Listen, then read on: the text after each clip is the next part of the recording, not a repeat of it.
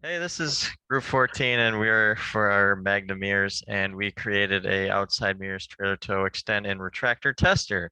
Our sponsor company is Magna Mirrors, like I said previously. The sponsor contact is Brett Gorby, and our advisor is Professor Philip Hittapole.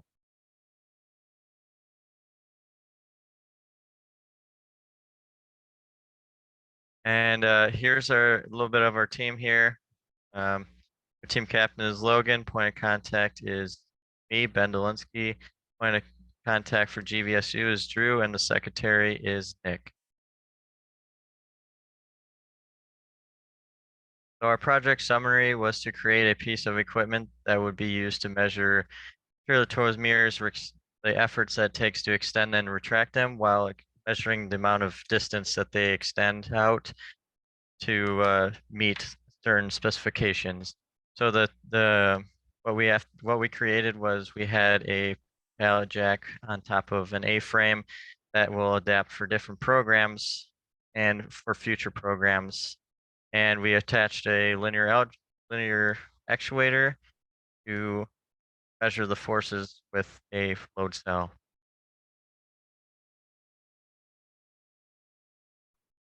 So the reason that this project was necessary was the current testing methods were resulting in inaccurate and inconsistent test results. So the previous method involved attaching a mirror either to a vibration plate or clamping it down to a table as shown in the pictures, and then pushing or pulling manually with a handheld force gauge. This led to occasionally accidentally hitting the end of travel of the mirror, which would cause a spike in the force and an inaccurate reading. It also varied by the user angle when applying the force each time that the test was conducted.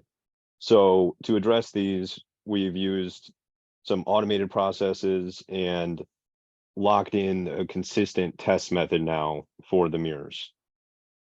The addition of recording the distance and time also will lead to further information provided to the tester. So here are some of our key specifications for this machine. So the force range that we must be able to measure without breaking is between 5 and 400 newtons. And the force range of the actual gauge must also be able to withstand the same range. We also need to be able to output the average force from the test conducted for either retraction or extension of the mirrors. The force measurement of the precision of the force gauge must be plus or minus 5 newtons. The output, we must be able to output the maximum force in newtons. We also are outputting 2 graphs or 3 graphs, one of the force versus distance, distance versus time, and the time versus distance as well. We also need to measure the travel distance. The range of travel of the mirrors of their current programs are between 70 and 120 millimeters of extension. We also required to measure the time that it takes to extend and retract the mirrors. And as I said, the current mirror programs that need to be tested for both left-hand and right-hand mirrors include T1XX, 780B, DJPE, DTPE. And also, in addition to this, we must have the test be automated as an optional choice, but we chose to have it automated. All right, so these are the vibration plates, and these are what were used to perform the original test, and they are actually used on our new machine. So these vibration plates are very, very sturdy pieces of aluminum that you can attach a mirror to, which we attach to A-frames at Magna mirrors. And for this machine, we created a customized lightweight A-frame that these vibration plates could be attached to.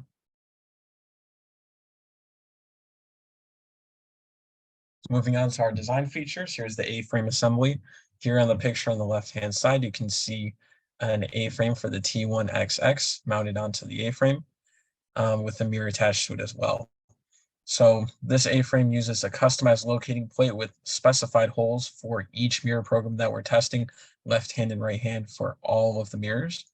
So this locating plate can be rotated 90 degrees in order to position the A-frame correctly so that the travel of the mirror is in line with the travel of the actuator. So in order to do that, we have a quick release pin that can be pulled and pushed quickly into those locating holes. And that sits on top of a motorcycle jack that can handle up to 1,000 pounds of force. And we use that to raise and lower the mirrors because the mirrors are all different heights. And so having that extra vertical plate allows us to have the mirrors interface perfectly with the actuator, which is fixed in the vertical direction.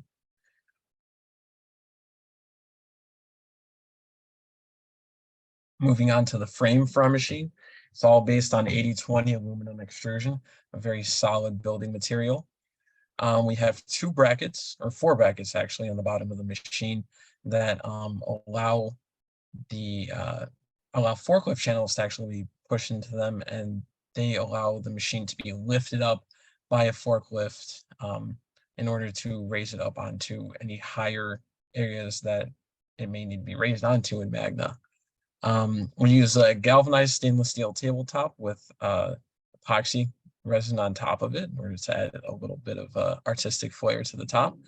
But the galvanized steel is a very, very strong material that we could attach all of our actuator, the A-frame, and the mirrors to without much play at all in the tabletop. The entire machine sits on 4 casters that allow us to wheel the machine to wherever it needs to go. Magna is a very big building and it may need to be moved into either the lab or back areas due to spacing concerns. And then, like I said, we have the forklift channels.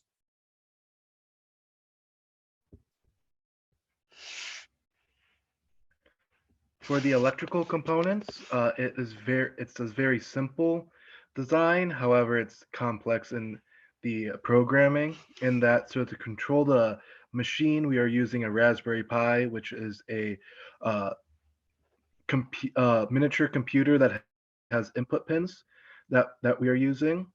The mirror will be extended and retracted by use of an actuator, which will be controlled through the H bridge that is on the bottom right-hand side.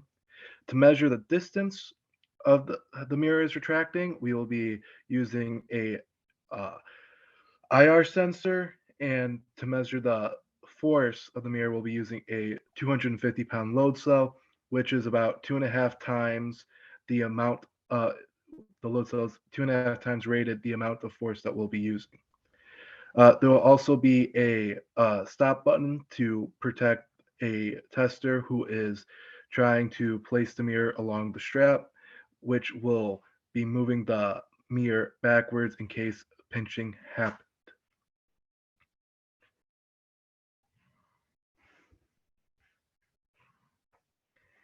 Here are the 2 main screens that the testers will be looking at. In the top left, we have the main graphical user interface that the user will be using. You can see in that there you will be able to select a mirror from the select a mirror tab. You can add a mirror if they want to add more mirrors to this tester. There's start stop buttons, forward jogs to move the actuator closer to the mirror to place the actuator, attach the actuator to the mirror.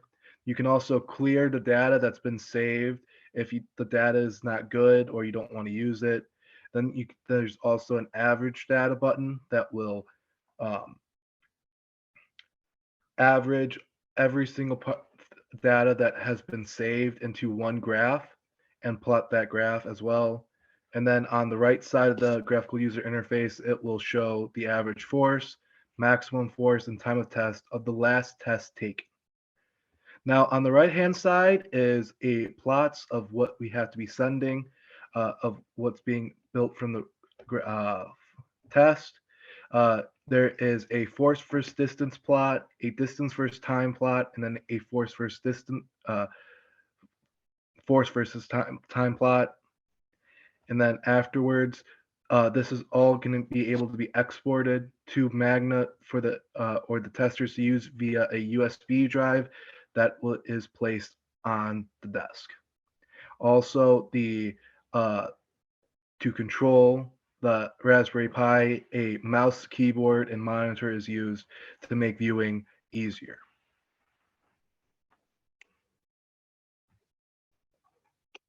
So now we will show some example videos of the components used in our machine, as well as a couple videos of some early testing that we conducted. Hey, we're group 14 for Magna mirrors, and we are creating a trailer tow manual efforts tester. So what this machine does is measure the amount of force that it takes to extend and retract a mirror while measuring the distance that it goes. So over here we got the jack that accommodates for different mirrors programs, and we got the A-frame to mount different biplates too.